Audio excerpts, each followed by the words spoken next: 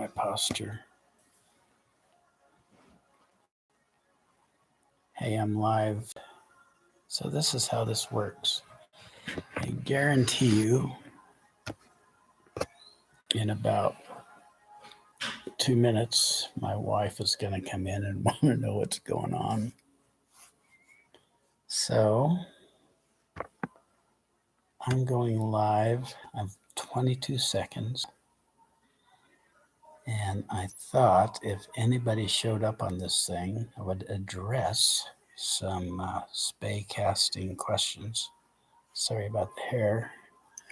Just got home from work. Did a little workout, a little old man workout. Got some tunes going on in the background. And I thought if anybody from my channel was around today, then I could answer some questions. Usually on these things, these guys have these big, cool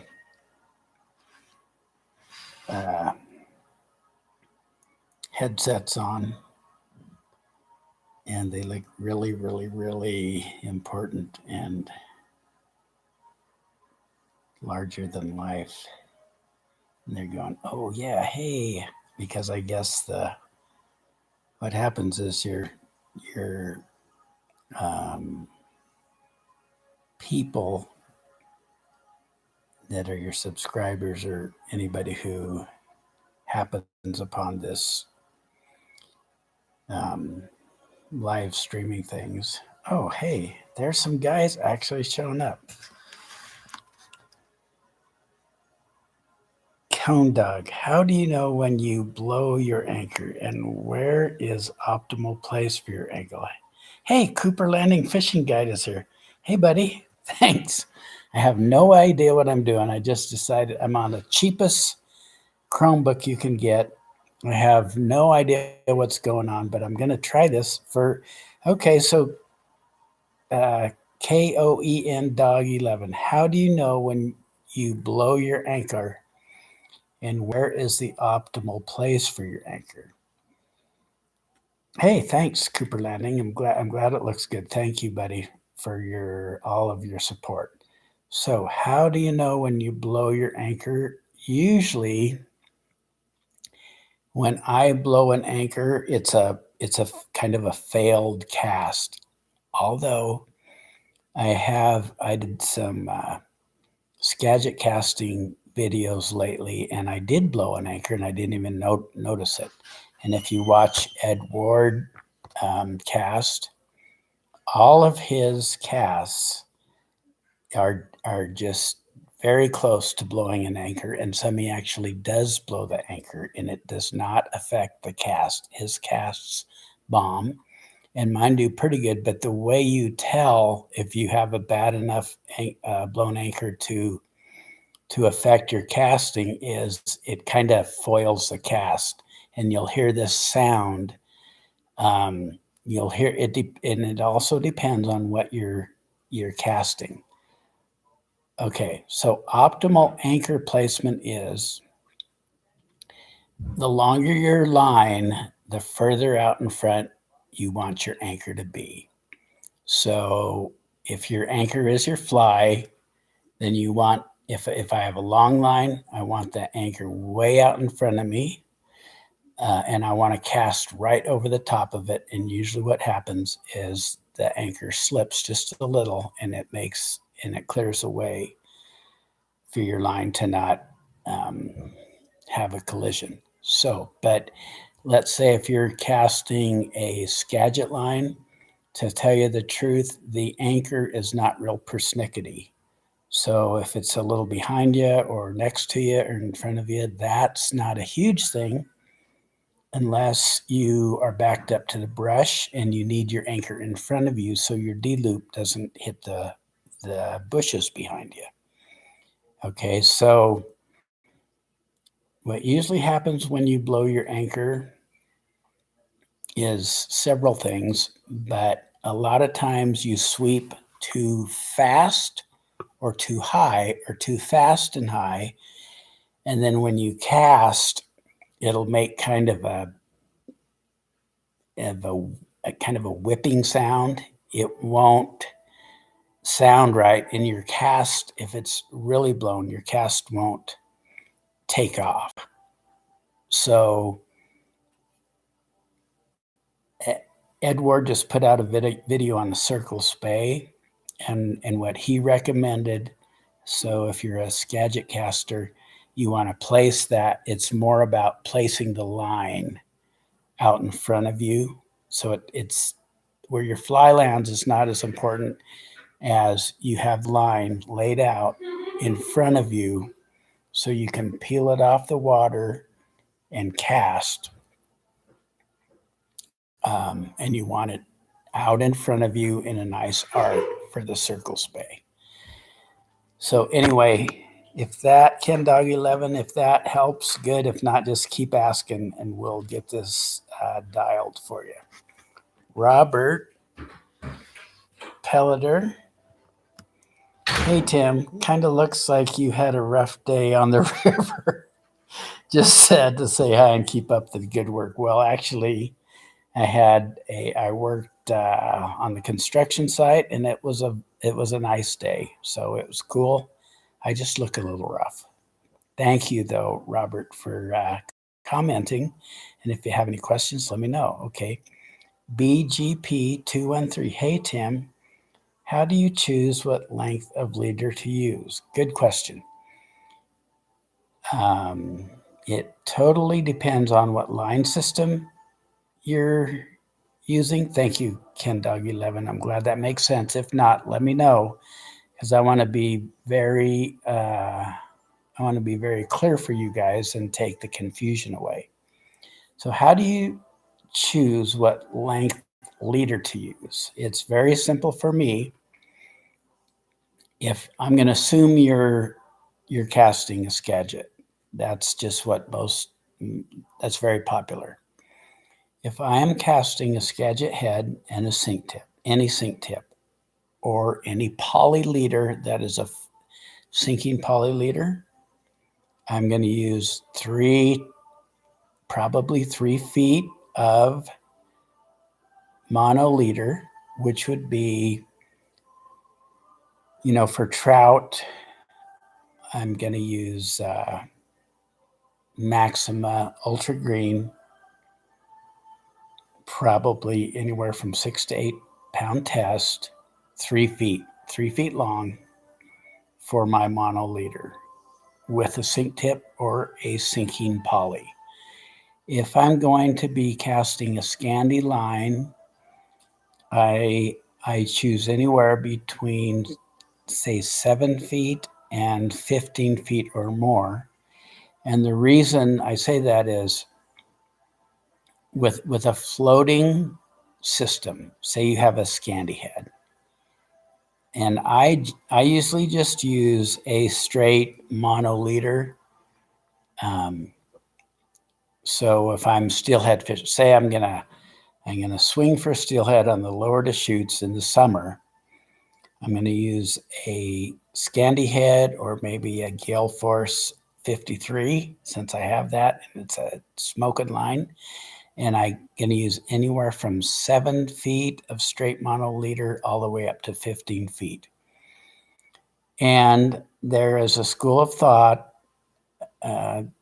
Mark Bachman of the Welch's Fly Shop, he has his sports or fishermen when he's guiding, he has them use 7 feet of mono leader. I use straight mono leader.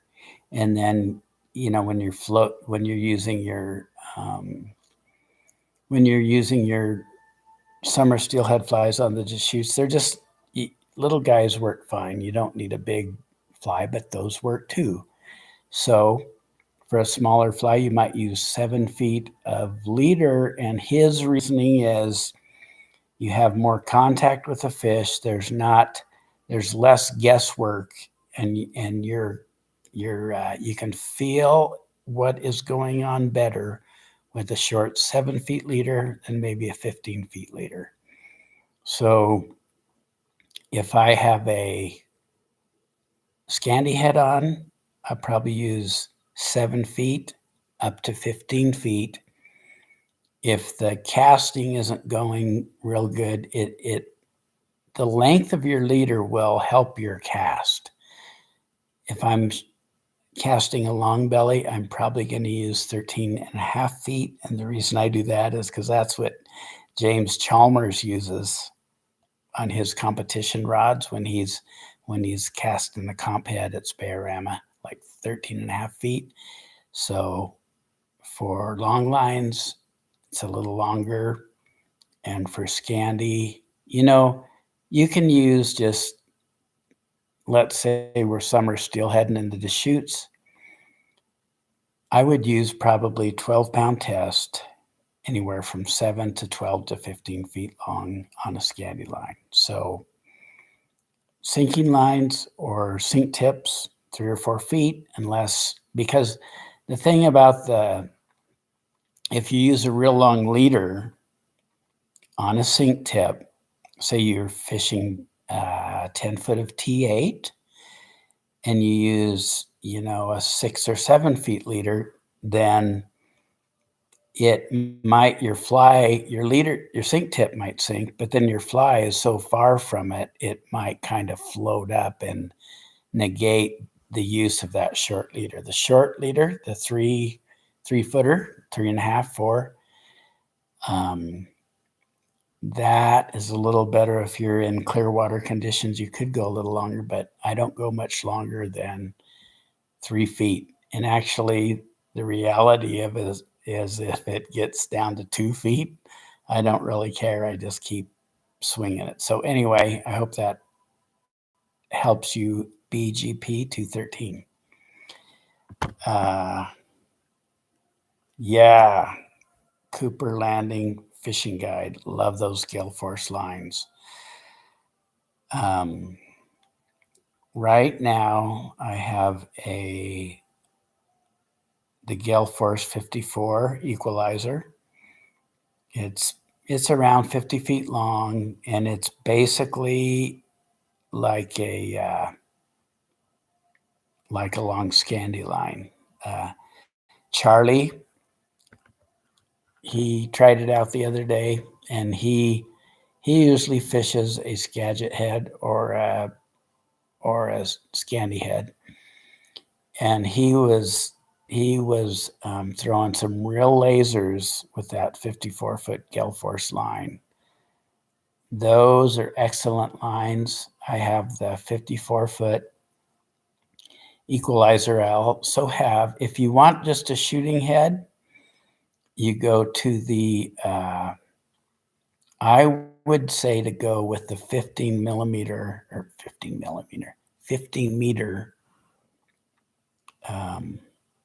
extended Spay head. And you can get these from Poppy at the Red Shed. He has a try before you buy program. So you can tell him what you want. You give him your debit card number, and he will send you a few lines to try out. You send him back ones you don't want. You keep the one you do want, and he takes it off your card. So it's the best deal going right there. I mean, you can get them from Trident. If you go to my website, I have a Trident affiliate advertisement on there. So if you click that on, you can buy one. But the problem with Trident is, as far as I know, they don't offer a try before you buy like Poppy does. And Poppy is the guy for Gale Force fly lines and Spay lines. He has a line that is named after him and made for his fishing situations. I think it's called the Gale Force Clearwater Special or something like that. Anyway, but he is the man. And if you want to try the Gale Force lines and get into the next stage of really good fishing, you want to go from, say, a 33-foot Scandi head to a Gale Force 54 or a 15-meter extended Spay head. That's like the next step up. And the thing about the longer lines is you might think you're doing really good casting, but the Skagit lines and the Scandinavian shooting heads are very forgiving because they're nice and short. They're great fishing tools, and I love fishing them. But the longer lines will really tell you where your casting is at. They expose every flaw, every mistake in your casting. So if you gradually build up to longer lines, it will make you become a better caster. And so there's different kinds of fishermen. There's guys that just want to fish. They don't want to practice. They just want to throw their Skagit head on there and their sink tip and go for it. And then there's the guys that really want to improve their casting. So if you do want to improve, and honestly, there is so much improvement that you can make with a Skagit head alone, becoming a really good Skagit caster, casting long and casting straight and having your line lay out straight. That is a big assignment in itself. So you don't have to feel like you need to go with the long belly line or even a short belly line longer than Skagit or Scandi to be a proficient caster. You can definitely become a great caster and get everything out of a Scandinavian shooting head as far as casting far, casting straight, mending, aerial mends, line speed. I have a mentor named Yanis Panitz, and he actually quit playing with the long belly lines in his comp rod. He got rid of his comp rod because he wanted to become as good as he could with the shorter Spay lines. And the guy is an amazing caster. I can't say enough about the line speed he creates in his he calls it modern Scandinavian casting. He does that and underhand. And there is kind of a different. And his casting is flawless and it is amazing. And when I saw how he cast, I decided I wanted to cast like that. And it took me like a year and a half or over a year to even come close to slightly resembling his casting style and taking hold of the way he used the bottom hand and the way he used the drift to get maximum line speed. And he's like as far as he's like the drop dead sexiest caster I've ever seen. So I had to figure out how to do that, and he helped me. And I said all that to say that you can be a great caster and still just cast short heads, and you have your work cut out for you to become the best. Cooper Landing Fishing Guide. The most improvement I've had has been from Scandi lines and longer stuff around 53 or so. So what David is saying is those lines, well, I'm not sure exactly what he's saying, but I can kind of mimic that because one of the problems that guys get in with the shorter shooting heads, and even like David said, 53 or so, is you get to thinking that you need this super flat, low, supercharged V loop. And so we get that in our heads, trying to improve our Scandi casting or short belly casting. And the real truth is that it's more about anchor placement and having that light, soft anchor. And yes, you do need a nice, healthy V loop or D loop. But the important thing is when you're making that sweep, is that you sweep up at a very controlled pace so your anchor doesn't land in a pile. That sweep going from medium height to a little bit higher, if you really pay attention to that and you place that anchor in front of you soft so that just comes sliding in and lands in front of you, but off to your right if you're casting right-handed, that anchor,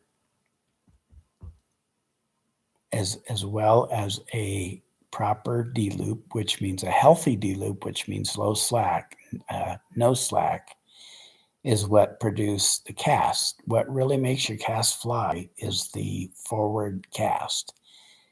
And I haven't made enough videos about that.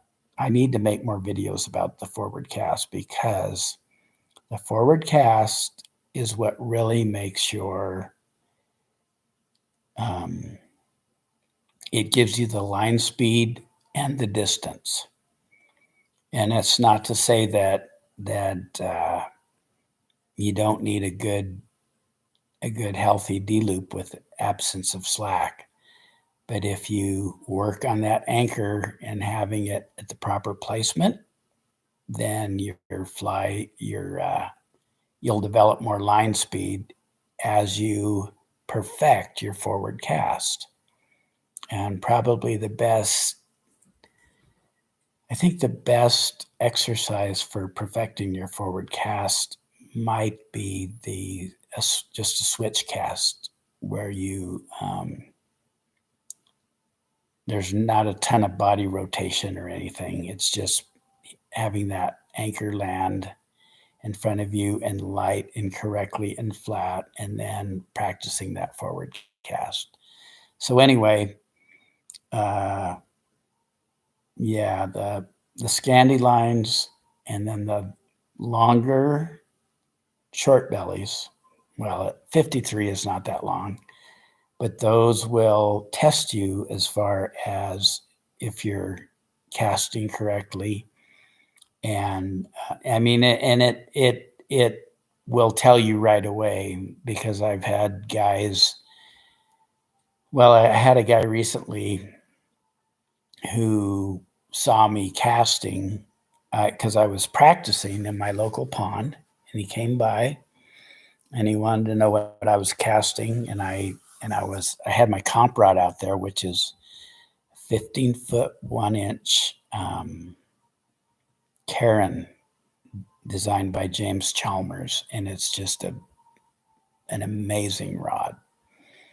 As far as it's not overly stiff, it's got a little bit of give in that bottom section, so it really has a nice soulful feel. It's not super heavy, and it has 1,000 grain gale force competition head on it.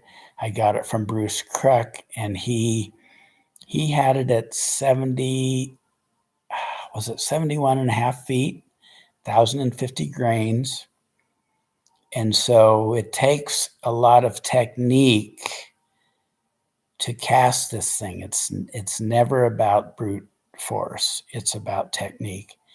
And this guy, said, yeah, I like to spay fish, and so he wanted to try it. So I let him try it, and I think he thought he was going to be able to muscle it out of the water, or anyway, he couldn't get it out of the water, and so he just tried a little harder, put a little more force behind it, and he couldn't cast it. And then he said, what is this? A long belly scandy? And I think one of the problems people have when they're casting different lines is they basically haven't even become familiar with the different terms for what we call spay lines. So there's Skagit lines. Say your Skagit line is 20 feet long, like a Skagit short, and you use a 10-foot sink tip. So that's 30 feet long, plus your 4-foot monoliter or 3-foot monoliter, and then your fly. With a Scandi head,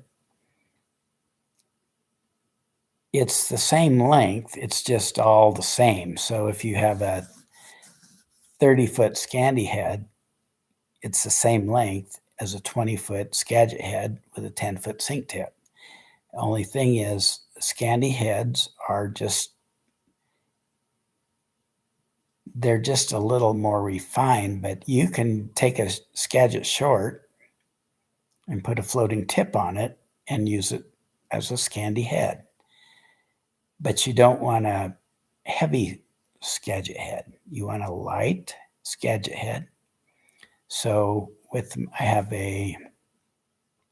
my Beulah Classic 12-foot 7/8 spay rod. I Skagit cast with a 500 grain Skagit short and a 10 or 12-foot sink tip, probably 10, and then my short monoliter and a fly, and it casts just fine. But if I wanted to take a Skagit head and turn it into a Scandi for that rod, I would downsize it to a 400 grain Skagit head. And then you could still put a decent sink tip on there and do Skagit casts and touch and go casts, and so therefore it became a Scandi shooting head. So that would be a short shooting head. And then if you go up to the Gale Force 53 or 54, that would be a short belly spay line. And they used to say that a long belly line was 5 times the rod length. So if you had say you have a 15-foot rod, and 5 times that is 50, and 5 times 5 is 25. So a 75-foot shooting head on a 15-foot rod would be considered a long belly. I cast a 70-foot head on my 15-foot rod, and that technically might be considered a long belly, but what a lot of guys say is, if it seems like a long belly, if it seems like a long line, it is a long line. So, 70 feet is long belly enough for me on a 15-foot rod. But I have also a 14-foot rod that will cast my Gale Force 70-foot head, and so that would be a long belly. So I just do it to say I can cast a long belly. It's not easy, but it does help you become a much better caster, and that's why I have so much respect for guys like James Chalmers, who is the mastermind behind Gale Force, and Zach Williams and Travis Johnson and Gene Oswald and Greg Bensavenga. Any of those guys who can cast, and Whitney Gould and Maya Shepard, I have a lot of respect for them, because not only can they cast a 70-foot line on a 15-foot rod, they can do it in, I think it's 40-inch deep water with a 40-degree angle change. All 4 casts, which is right and left hand up, single spay, snake roll for each side. And so like Zach Williams is,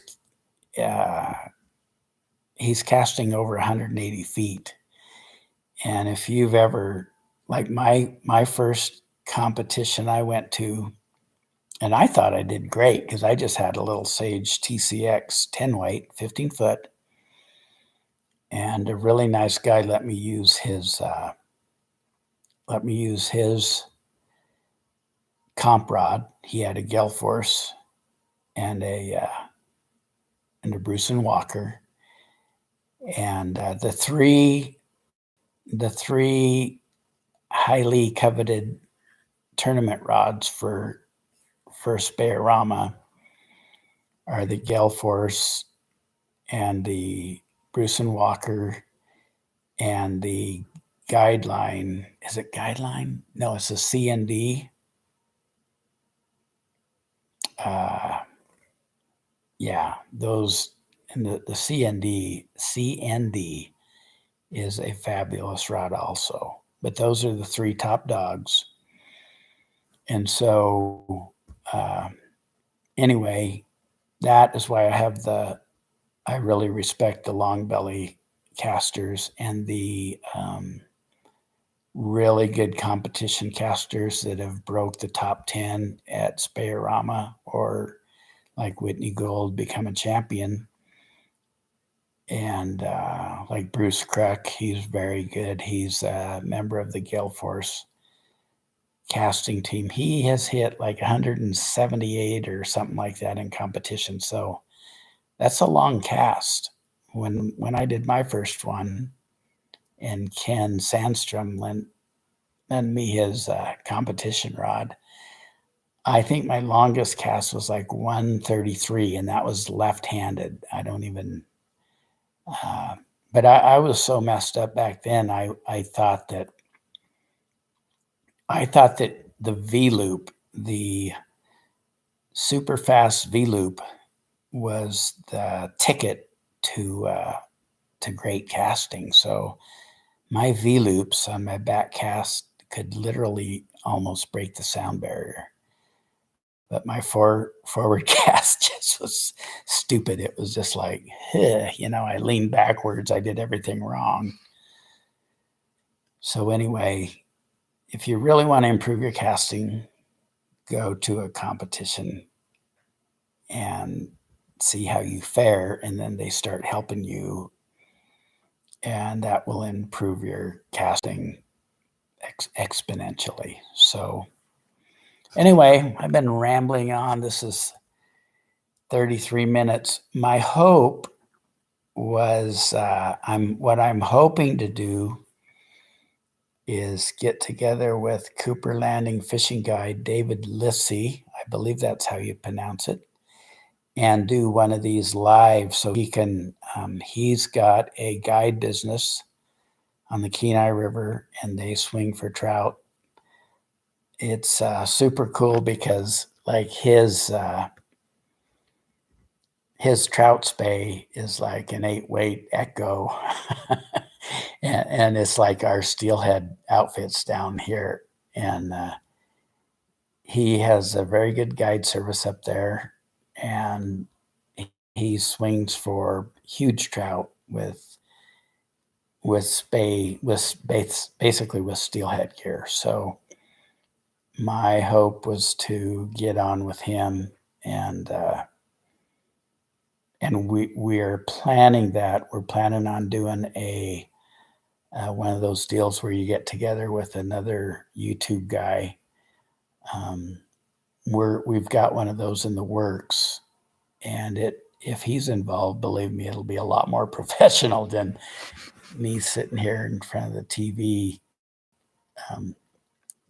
just doing random stuff. He does things first class. I don't know if you've seen his fly tying videos, but he's excellent. His flies are very sparse and very light, and they're perfect for trout spay because they have a large profile, but they're easy to cast. They're not real heavy, and I think that the sink tip is probably more important than the weight of the fly, although a heavy weighted fly will get down. So, but a sink tip will get your fly down too. So,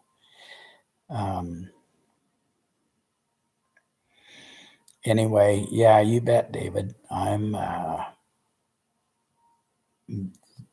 looking forward to our collaboration, and I'm all cool with it. I got so much. I've been listening to a lot of Tim Schmoyer podcasts on how to grow my YouTube channel, and he approaches YouTube growth the same way I do spay fishing, and that is that we have to major on the majors and let the minor stuff go, because everybody has a certain style that they cast, and there is no really wrong way to cast.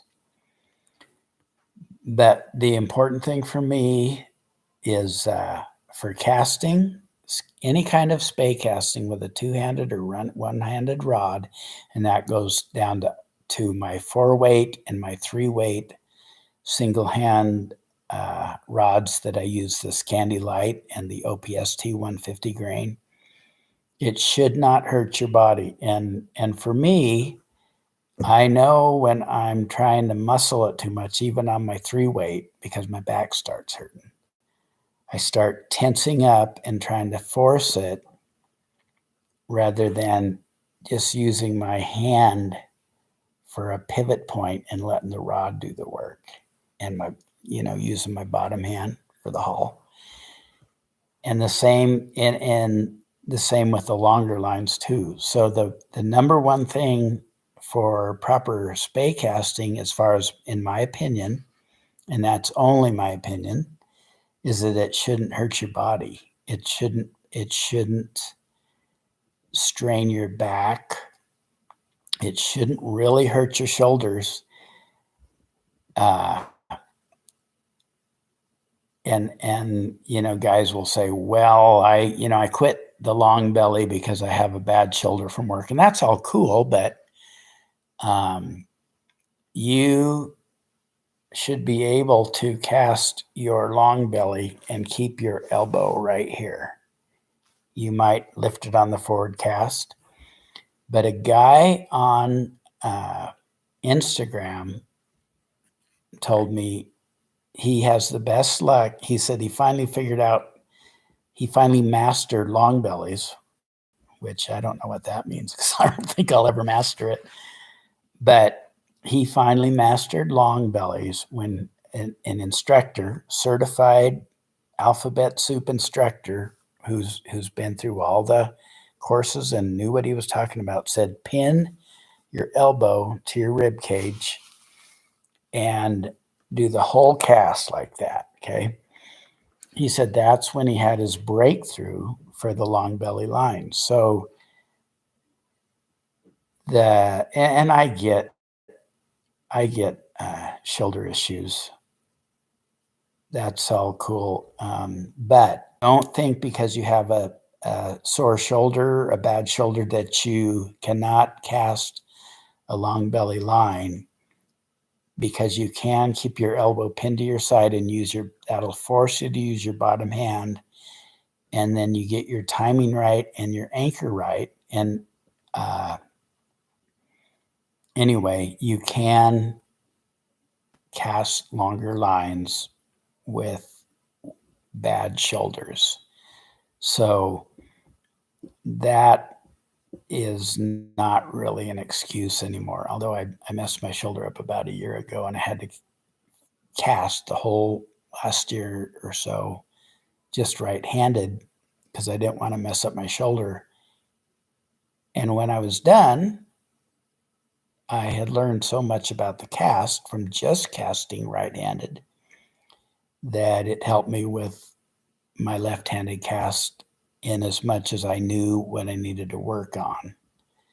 So anyway, don't let physical ailments stop you from casting.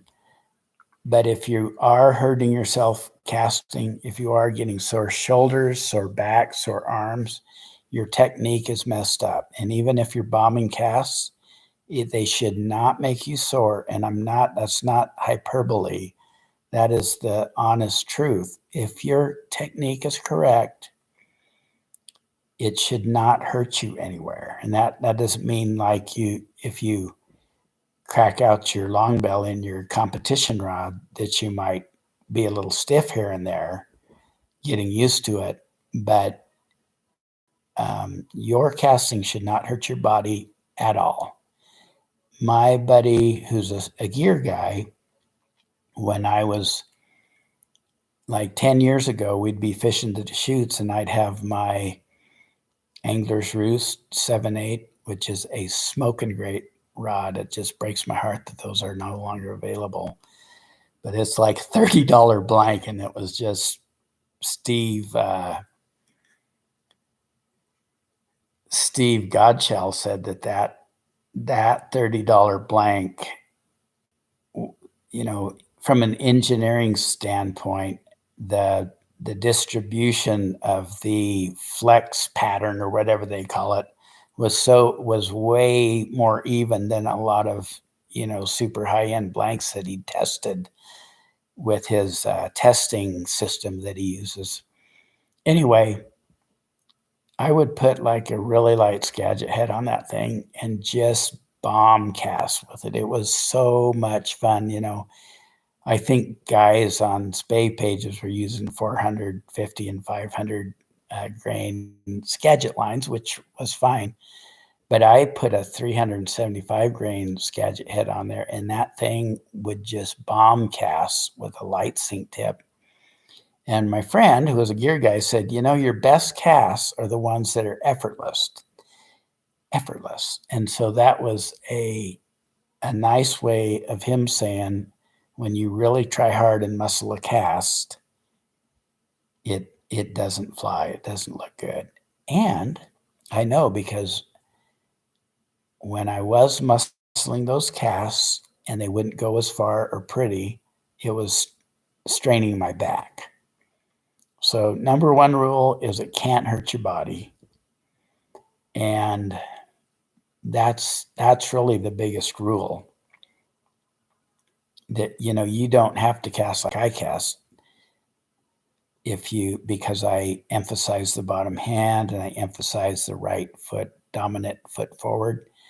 There are plenty of guys who use plenty of top hand. They use an open stance, which means if you're casting right-handed, your right foot is back. And they, like Tommy Arkvisela, I believe he casts with an open cast, and that guy is a machine. He is a world champion Speycaster, and he is phenomenal. So there's all different ways of casting, and if you're not hurting your body, then you're happy with your casts, I would say stick with it. But if you're not satisfied, then you want to start tweaking around and being a student of the cast and figuring some things out. So don't hurt your body. use a light anchor. Don't obsess on the super powerful V loop or D loop. Just get your anchor correct, and that will get you a long ways. And that's not to say I don't like to, if say I'm casting a Rio single hand Spay, which I had, and then I got rid of, and I'm mad I did. But a double haul, which is a haul on the peel, a low flat peel with a powerful haul, and then a haul on the forward cast. It seems like with the single-handed lines for Speycasting or even Scandi casting, if they're a little longer, I get, and even the OPST commando heads, if you can double haul them and keep your sweep flat enough, you can really get a good powerful water load. They call it the water load, and it does work, especially for me with single-handed rods. So there is that. So but if you don't want to obsess on your V-loop, just use a steeper angle when you sweep and peel just a little line and make sure that anchor is light. And you will, if you practice and if you don't try to do too much too soon, you'll be jacking some lines with the best of them. But it does take a lot of practice. Anyway, so check out David Lissey's fly tying on his Cooper Landing Fishing Guide channel. I see great things on YouTube and in the online space with him, but I also see, the guy is a young go-getter and he's really good at what he does. And he is the guy I would suggest if you want to go fishing up there, man, get a hold of him. Ian Basso, thanks for all the info you share. You're welcome. I'm really glad you guys tuned in.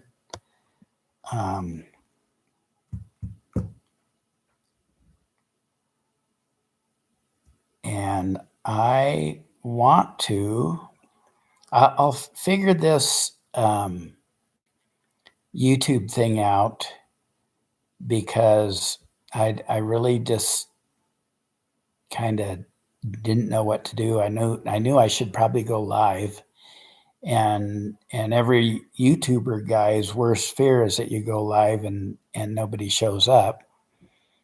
So, but I don't care. I don't really care. That's fine if nobody shows up. But I'm really thankful for you guys that showed up. I don't know what it's like on your end, but if you do have any questions, I can at least share my experiences. And I'm pretty well versed in this stuff, and I've done a ton of trial and error. So you never have to be, there really isn't any stupid questions because I started when I started doing this stuff, all I knew was I'd seen plenty of guys on the Deschutes go like this and do their double Spay. And so I was, I love, and I still love to swing spoons and cast. I like to cast across the stream with a spoon from where the guys with bobbers are, like they have a nice inside bend that they're fishing. And I figured out if I got a light mono line on my spinning rod, I could cast across the river a long ways and fish those juicy hot spots that they had because they had drift boats. And if I was just in my car and didn't have my pontoon, I would just cast across the river and fish that spoon on the drop. So if you hit that, what would be the outside bend with a spoon, it goes down like this and you'll catch a lot of steelhead that way. So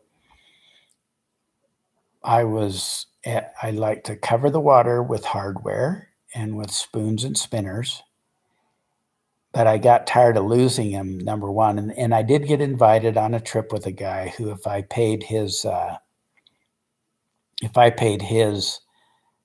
or shared, whatever, he was just a jewel of a guy. And he said, if I just helped with the taxi guy, that, helped him pay that, I could go with him. So he took me, and he had a Redington RS3 13'3" Spay rod, which is, to this day, I could have kept that rod for the last 10 or 12 years and done just fine. I'd have been perfectly happy with that instead of going through the 35 that I did. And he had a 550 Skagit on it with an integrated head. And I guess he showed me where the integrated head turned into the Skagit head. And he said, don't bring this or maybe he had me do it in my hands, keep the junction in my hands. He said, don't cast any longer than this. So he took me out, he showed me what was up, and it was a little bit confusing because the double Spay, we were river right. The double Spay, I figured out how to do it. I just figured it was a roll cast, and that's what it was.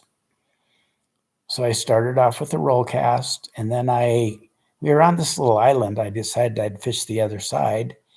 So I think I did a few cat-handed casts, not having any idea what I was doing. So I can still relate to beginners on the water because it is a weird, you're trying to remember your shooting head, you're trying to remember the current, and I didn't even think about the wind, but you really should think about the wind. So it was all foreign to me, but I did okay. And then I got on Spay pages and I watched tons of videos by Mike Kinney and Ed Ward and the Rio Modern Speycasting with Simon Gosworth and Ed Ward and George Cook. I used to watch George Cook cast that wombat cast and the snap T or Z or whatever. But they were casting a wind cutter, and I've tried the wind cutter, and it was tough to cast. But those guys cast the wind cutter in that, except for the Skagit guys. And George Cook really had just an amazing casting stroke. Lots of bottom hand. He really popped that forward cast. He was like, besides Ed Ward, my guy that I just wanted to cast like George Cook, because he was just fabulous and he really got that rod to work for him. If you watch him doing those casts on Rio's Modern Speycasting, you will see an excellent caster, and he was doing it all with a wind cutter. And if you've ever cast a wind cutter, you can figure out that those were the baby stages, and it wasn't a really easy line for me to cast. Okay, CJB 1988. When practicing a single Spay, I find myself dropping the rod tip at the end of the sweep. I find it very hard to break this habit. Any tips? Yes. So for the single Spay, and I'm glad you're working on that because that's a great cast. I was going to do a video about that, and I will. For a single Spay, and largely for most Spay casts, But if you can force to keep your hands in front of your face, let's see if I can do a side deal. No, I can't. Don't let your top hand come behind your head. And I got this from Bruce Cruck, and the master of this is Travis Johnson. When you sweep for your single spay, keep your elbow pinned to your rib cage, okay? And then when you say single spay, I'm going to guess that you're talking about a change of direction, not just a switch cast. So say your line has swung through and it's on the dangle. It's on the hang down. So you're going to point your toes towards your target. Let's just say it's 45 degrees out there, okay? And then when you sweep, use your bottom hand and do not use your upper arm for the sweep. If you keep it pinned to your rib cage, that'll force you to do two things. One is sweep by pushing with your bottom hand, and sweep by rotating your body. And if you keep your top hand in front of your face, which will seem really foreign to you, if you keep your top hand in front of your face and you extend your bottom hand, so you're doing it with your bottom hand and body rotation, this will keep your rod tip going up and not dipping before your forward cast. So try to think of it, CJ, as you've really got to concentrate. What I would do if I were you, I don't know how much line you're using, but if it's a scanty head or a short head, just cast the head, or even cast half of the head, and familiarize yourself with a sweep, keeping the rod tip going up by using your bottom hand and keeping your right hand in front of your face at all times. And it's going to feel really weird because, and I have the same problem with my single spay, is I didn't understand, one, you face your target and then you twist your body towards the dangle where your fly is on the hang down. And then you basically untwist towards the target, and you use, before I used my bottom hand so much, I would rotate my body, and that made a huge difference in the consistency of my single spay. So remember, rotate your body. And even if you want to lock your hands and just use your body to sweep, that'll keep you from getting your arm back here and dipping that rod tip. Once your rod tip passes your position, it has to be going up. So the best way to do that is to keep your hands in front of your face, sweep with your bottom hand and your body, and that will keep your rod tip going up. So then it's just a matter of doing the forward cast. So practice like crazy. Don't even fish. Let's see. Of course you want to fish because that's why we're all doing this. But if you get some time, practice what I told you, and just and be extra aware of where that anchor is landing and how it's sliding in. I don't mean sliding in, but you don't just want it to crumple. You want your speed and your angle of your rod tip during the sweep. We want it on an inclined plane. That will dictate how your anchor lands. And so if your anchor lands sweet and you do keep everything in front of your body, you want to keep track of everything that's going on. So try all this and then get back to me and let me know if this helps. But take it back down and start with baby steps and then work up a little bit using everything I told you here. And it really will help you with your single spay. And I think it's cool that guys are adding single spay to their repertoire, because when you're skagit casting, you can still use a single spay. And if you want to get your line back in the water quick, all you have to do is lift up, set it over, and cast it, and use it as much as you can. And then when you want to cast further, and then you can go back to your waterborne cast and until you come get more familiar with the single spay. So CJB 1988, buddy, I hope that helps you, and let me know how else I can help you.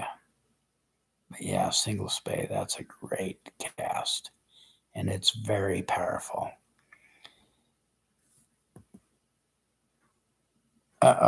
My Ian Basso, just awesome. My wife has given me heck because I'm watching you instead of going fishing. It's totally worth it. Thanks again. Oh, you bet, buddy. This is great. I'm really happy I can, you bet, CJB, you are welcome, and get back to me and let me know how this works for you. Ian Basso, that's funny.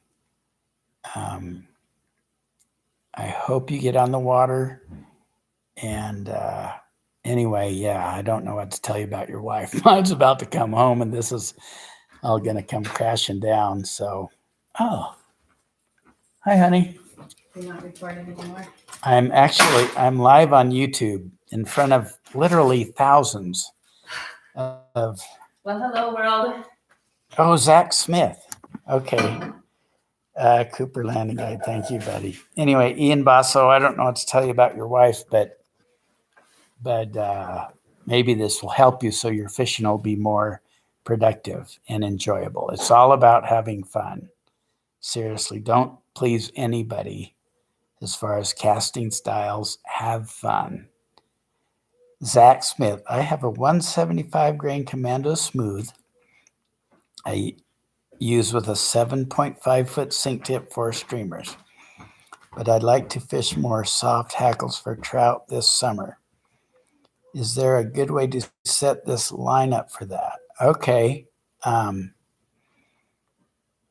That is a good question, because I would just fish them like you're doing them, like with your soft hackles. Maybe just use a real light sink tip,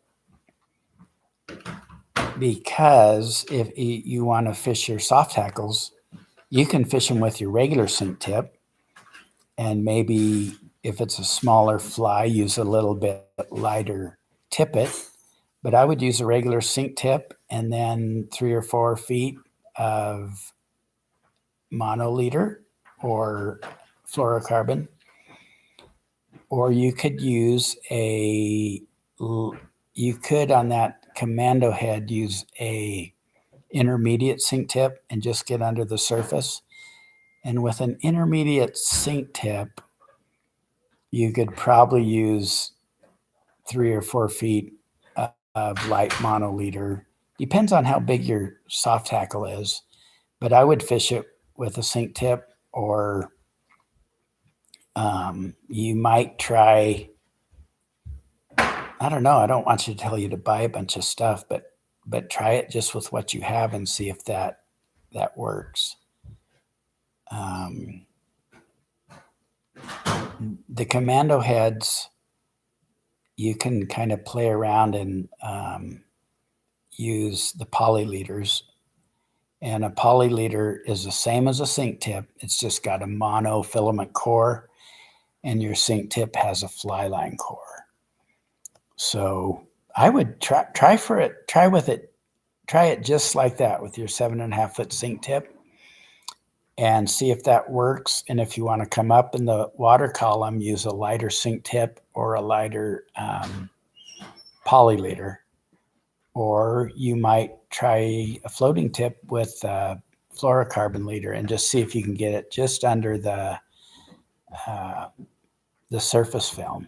But I think, Zach, I think that should work for you. I'm not a real soft hackle specialist because, I get this idea of what I want them to look like, and I'll swing anything, a nymph or a woolly bugger, and then I go to the fly shop and they give me these things that are like size 18 or 20. So I like to fish bigger stuff, a little bit bigger stuff, but definitely that commando and that sink tip will work as a beginning point for you, and then just build up from there. Anyway, Zach, I hope that helps. And don't forget, throw on a woolly booger too. Those are sweet. Or throw on you can swing a nymph, or you can swing a big soft hackle nymph. Anyway, I hope that helps you, buddy. Thank you for asking.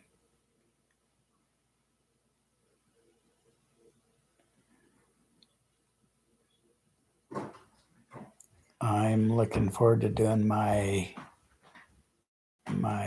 thing with David here, because we're going to do a collaboration, and he is pretty good at what he does. I'm really excited about getting his input. Another guy I want to get on here, and he's probably at work right now or on the river, is well, there's a whole bunch of people I want to get on here, but George Gonzalez Brito, thank you. You bet, buddy. Thank you for watching. Yeah, buddy. You got it. I want to get Bruce Kreck on here because he is another guy. He fishes with nothing but long bellies, except for with his poppy cane. And but I think he fishes that out of a boat. And all of my fishing with Spay lines is from the shore, which is very aggravating. Hey, Zach, I hope that helps, buddy. Let me know how that works and what else I can do for you. So anyway, Bruce Kreck fishes long bellies, fishes for big trout in the Columbia, which is a big river. He's a really good spaycaster. He loves long rods, 16-foot rods, 80 and 90-foot lines. But he also is a classic fly tire, and he ties rabbit flies and stuff. He's really good. But hey, guys, yeah, George Gonzalez Brito from Argentina, Rio Gallegos. That's awesome. Thank you, George, for watching this. I don't know what time it is there, but that is awesome. That makes me happy. And I hope that this is helpful for you guys. And Peter Chang, thank you for doing this. You are welcome, buddy. I'm really happy you tuned in for this, and I hope you find it helpful. And if you guys have any questions, feel free to ask. I'm here to help you out and try to make things less confusing than they can be on the internet, and really make them be simple. And that's what I strive for, is simplicity, no smoke and mirrors. I don't want to blow a bunch of smoke up your butt. I just want to be very clear that this is a fun thing. It's supposed to be fun.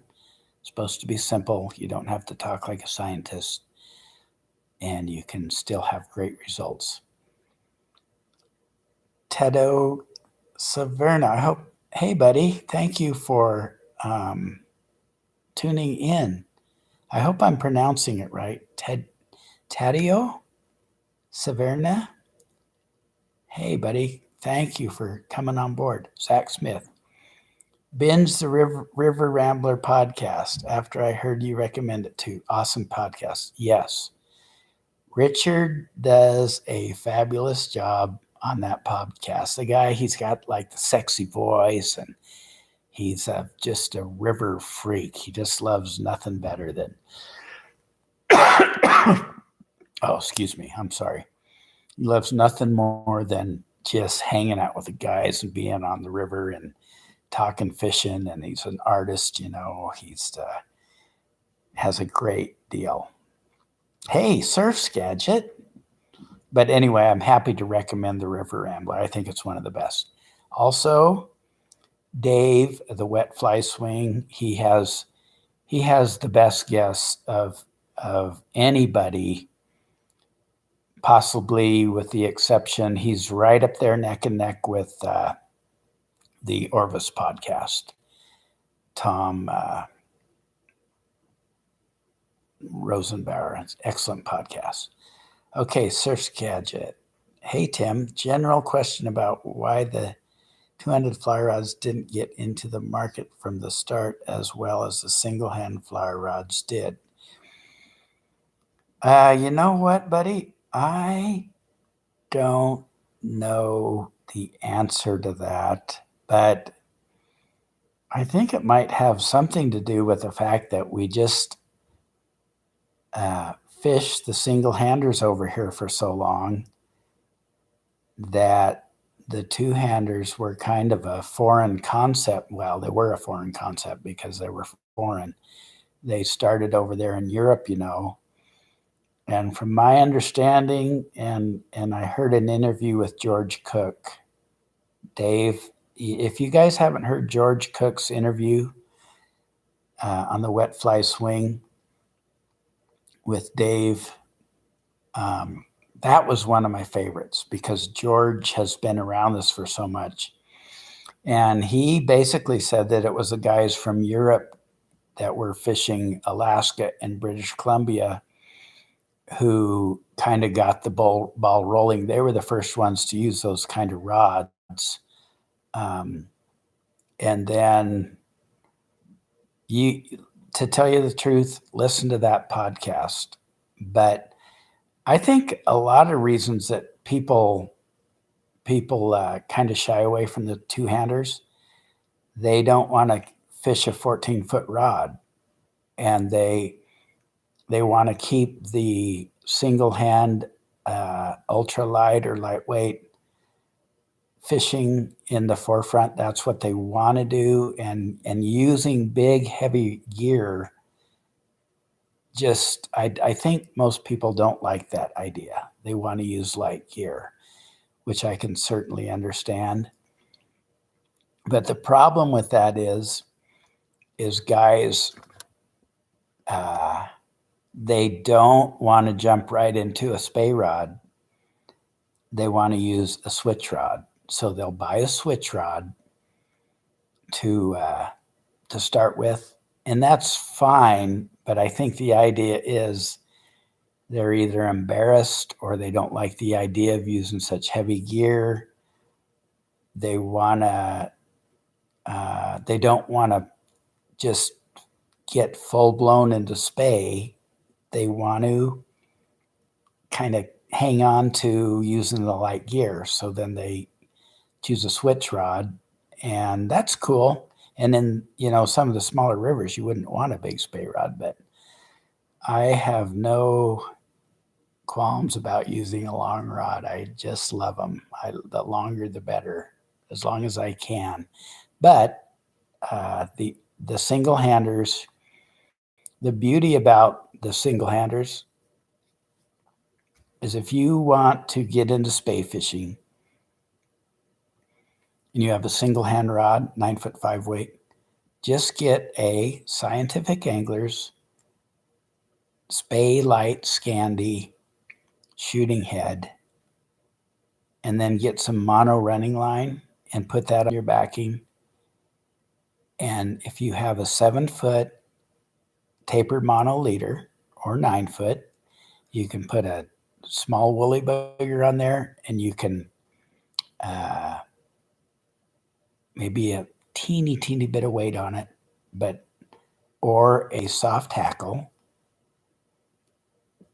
and go try it. See if you like Spay. Make some roll casts. It's all just a roll cast. Don't get too caught up in all the Spay techniques. Just go get a 150 grain shooting head, Scientific Anglers Scandi Spay Light, mono leader, little fly, and go see how easy roll casting is. Because when I first was learning to cast, I just taught myself to single hand cast, and I had heard about a roll cast, and I always tried roll casts, and they rarely worked because I was trying to roll cast the integrated shooting or integrated running line portion and not the head. So what the little Scandi head does for you is it puts that rear weight right at your rod tip, and it makes it totally easy to roll cast. And so you can get an idea of Spay by spending $50. You can even loop it on the end of your regular single overhead line. If it's got a loop to loop your Scandi head on the end of your fly line, if it's got a loop, and use your fly line for the running line if you want to go that way, and then you don't have to even have running line. That'll just give you an idea of roll casting. So anyway, Surf Skagit, that was a long way to say I don't know, but I think there's kind of a little bit of a stigma. I don't want to have a big, long, heavy fly rod. I want to have, I think there's just a kind of a stigma behind it. And it didn't really become cool till like the early 90s, I think. And now it's just very cool. And there's all kinds of, excuses why guys use them, like, oh yeah. And with a long rod, you do have a lot of line control. You're able to put your rod over the line and have a direct straight shot or closer straight shot. You don't have to swing across the current as much. You can hold your arm out and swing that fly really slow. So there is the line control, but it's also just fun. It's also just fun to bomb casts and fish a different way. That's why I do it. It's not really too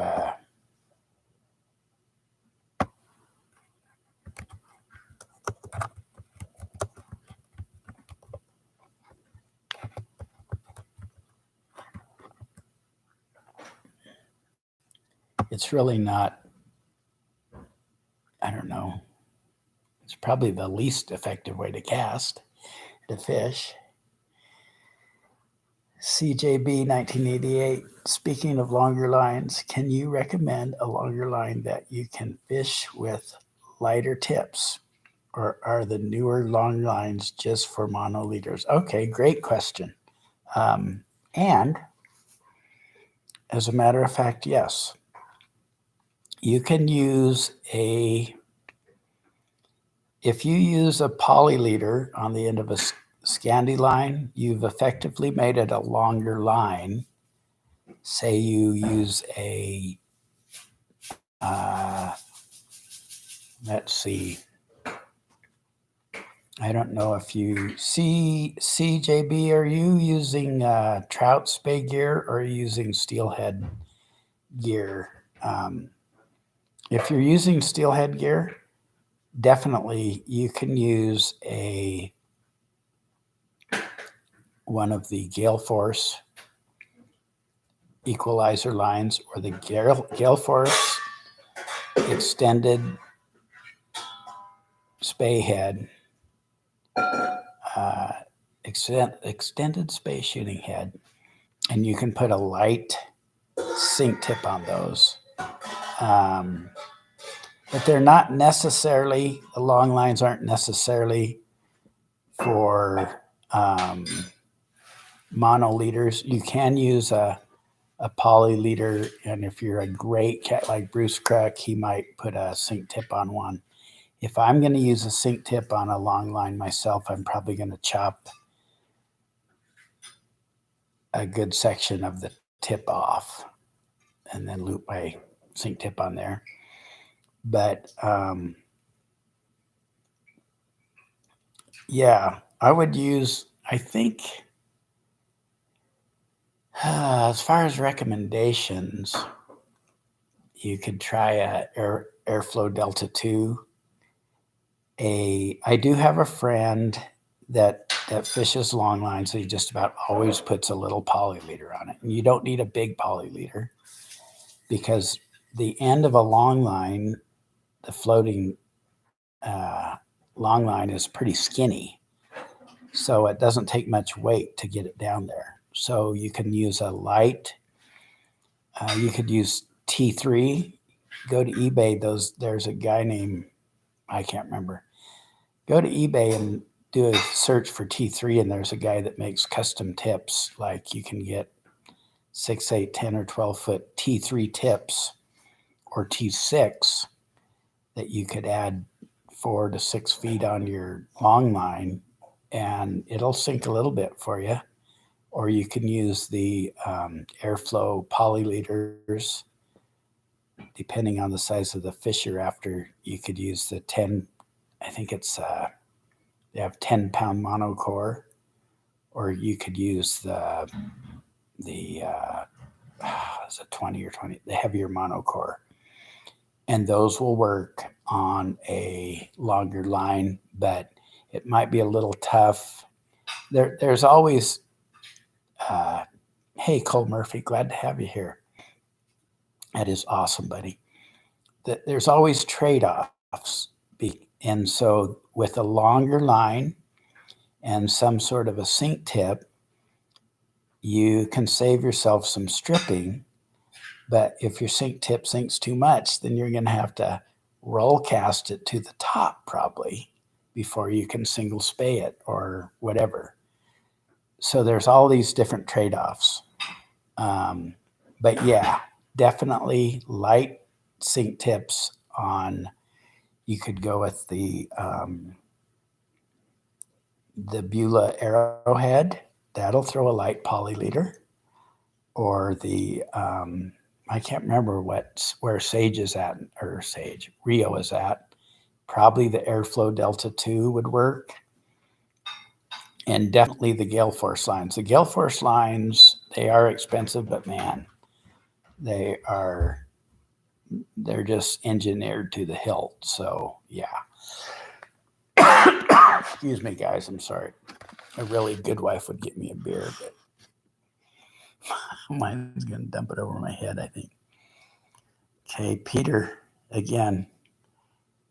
Would you describe in broad terms when you would mend up or down stream after a cast? Would you also describe the relative orientation between the tip of the rod and the line in the water when swing? Okay, great question. Okay, if the water is faster and I want a slow swing, I'm gonna cast. Say I'm gonna cast 95 degrees from the dangle, not straight across, but down a little bit. Okay, at 45 degrees. If it's fast water, I'm gonna mend up, and that way, that fast water doesn't take your line across current and speed your fly up too much. Where I would downstream mend is if I was fishing water that had a little current, but it was slow and it didn't really move. You could eat a sandwich in the time your fly swings across. Then I would maybe throw a downstream mend and get a little belly going so that current can push on the line and make the fly move faster.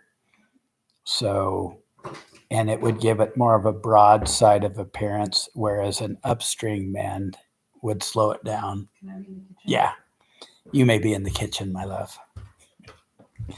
Hey, would you mind getting me a glass of water, please? Oh my goodness, I might be in trouble. Anyway, so fast water, I'm going to swing upstream in broad terms. Slow water, mend downstream to put a belly in it to speed up the fly. Thank you.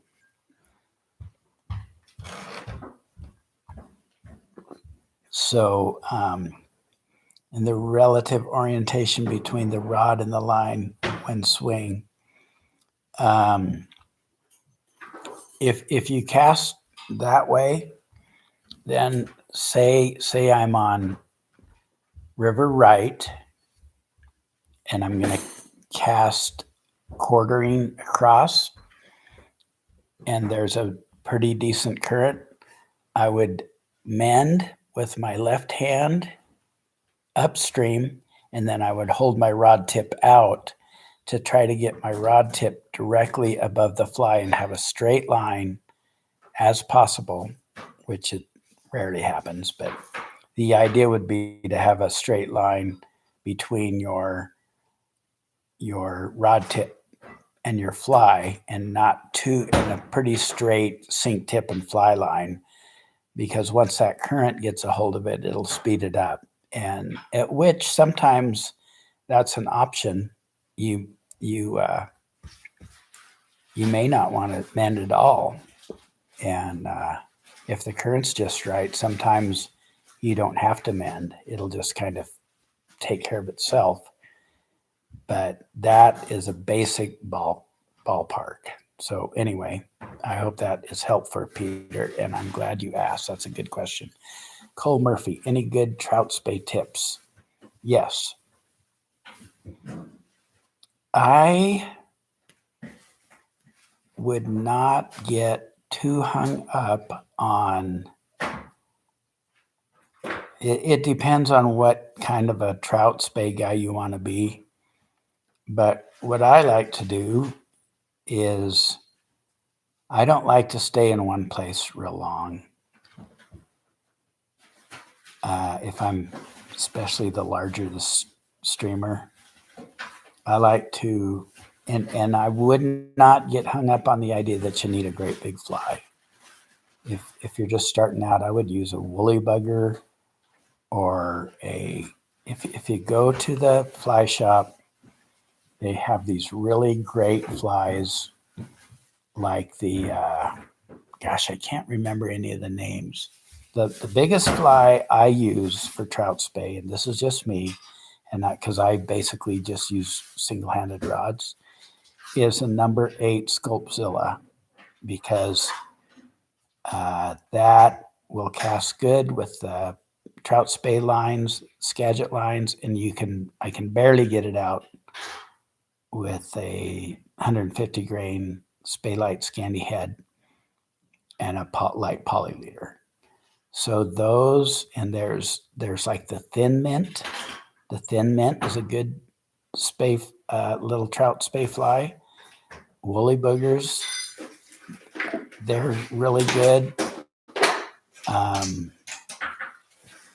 Anyway, choose a fly that's easy to cast.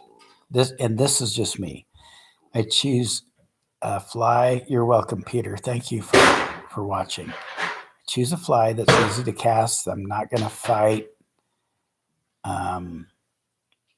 And I use a line that I enjoy casting, and I don't use a big fly, because big flies will really be hard. If you're going to use a huge fly, just go to Chuck and Duck, or go to Chuck and Duck with your 200 rod, which is fine. Anyway, use a sink tip that gets your fly down a little bit, but I don't like to get crazy about sink tips either. Heavy enough to get it down, heavy enough to enjoy casting. And if it hangs up, go to a lighter sink tip. And if it doesn't hang up and you want to go deeper, then you can go to a heavier sink tip. Yeah. Okay. Cooper Landing Fishing Guide. Thin mint is a killer.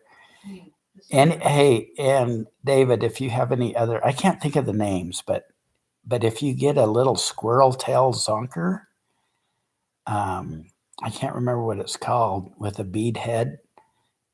And there's also one with an orange belly, little teeny guys. They're not Sculpzilla size. They're easy to cast. And here's another trout spay tip. When I'm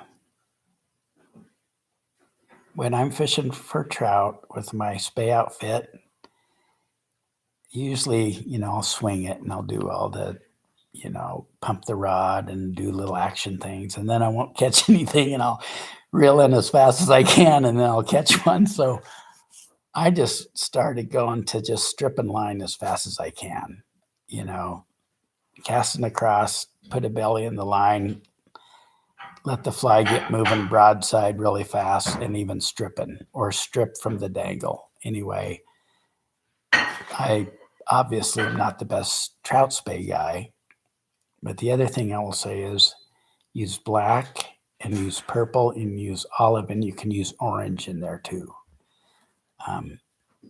It's just fun to experiment, and don't, if you really want to catch a lot of fish, I suggest nymphing. But if you want to enjoy the trout spay thing,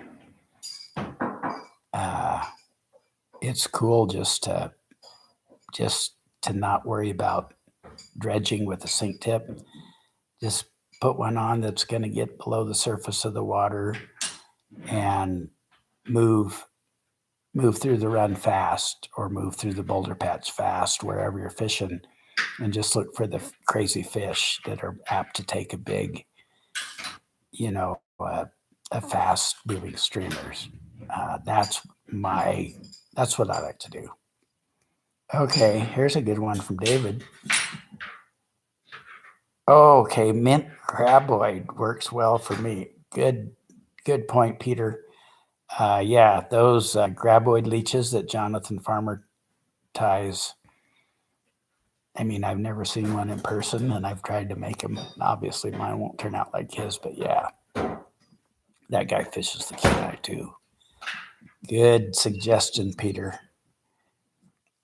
Let's see, David, let's see. Zudlers are great as well. Okay, and I do not know what that is.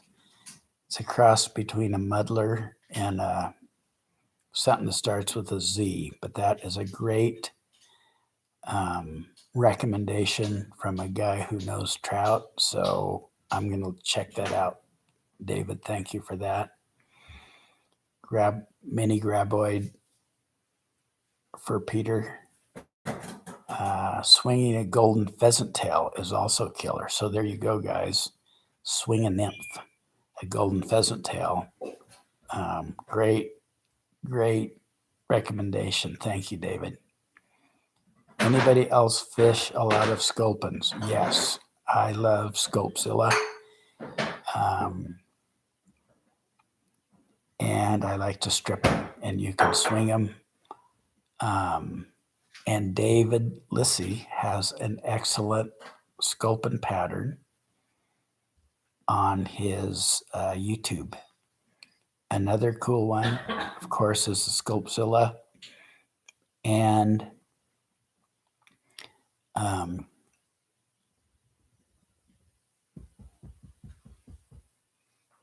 I think Jonathan Farmer has some cool sculpin patterns, as well as aqua flies.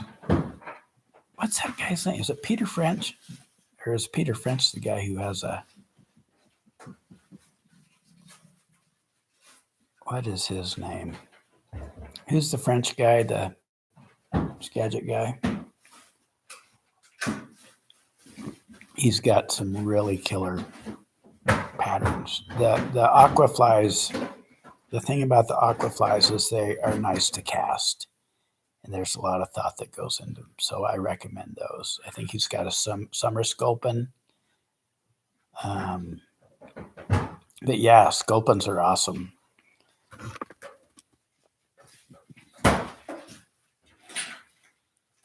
Yeah, Jerry French. That's my dad's name. Yes, Jerry French has some really cool Sculpin patterns and aqua flies, and then he has his own patterns. And I think it would be cool, if you guys can, to support those guys.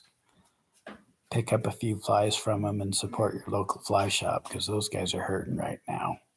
And it might be a while before it gets better. And they, if you look at OPST Skagit and Jerry French and Ashland Fly Shop's another one, man, those guys have provided us with all kinds of free information, and it would be really great time to pay them back if you can.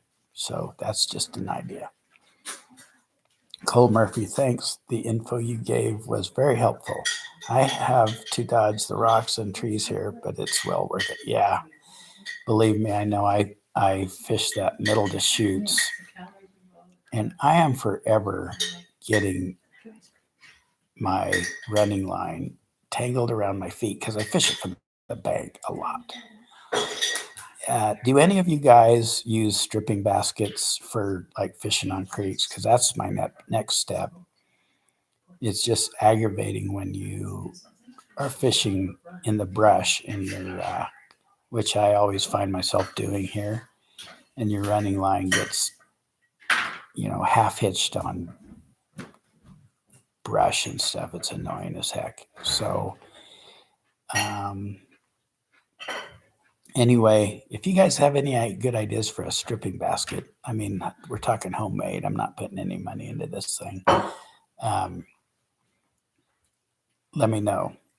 KW, thanks, Tim. Can't wait to run into you on the river someday. I was at the Middle D yesterday. Also got my feet tangled with running line. Yeah, that is that's the thing. That middle river drives me nuts, but I'm right there. So yeah, KW, get a hold of me sometime and let's go down and let's swing a few flies, and that would be awesome, buddy. You can contact me through I think my Gmail account is on my website or on YouTube, my YouTube channel. Anyway, guys, I better go. I think it's time to eat. So, David, thank you. KW, thank you. And Cole and Peter and all you guys, thanks for tuning in. And I'm going to sign off. What Speycast would you suggest best to start up the practice for beginners if we don't own any of the modern Spay-friendly heads profile in the actual market? I would start with the double Spay. If you find a river right, double Spay, just remember the line has to be, you don't want to do a double Spay with the, say your river right, and you have a downstream wind. Let's see, river right. You don't want an upstream wind or you'll be wearing your D-loop. But I think the double Spay is a very good line or very good cast to start with. That would be what I would start with, or a single Spay. And if you do start with a single Spay, just do little baby casts whatever cast you start out with, just use a short section line and acquaint yourself with the cast. Even do it in the grass with half the head out. Anyway, I hope that helps, buddy. You, Surf Gadget, you have been a great guy to help me out and really support my channel. So, Mag, I thank you, buddy. Appreciate that. Okay, David, let's see. Talk to you soon, buddy. Stay in touch. Thanks a bunch. My wife is really smart and is, as usual, correct. Yeah, I know that feeling. I'm going to get up and put some of this great advice in the water to practice on the water. Good, buddy. Yeah, practice. If you can't fish, practice is always fun. You bet. Cole Murphy, you're welcome. KW, you too. Peter, thank you. All right, guys. Catch you next time. We'll do this again. Holler and let me know what else you would like to hear.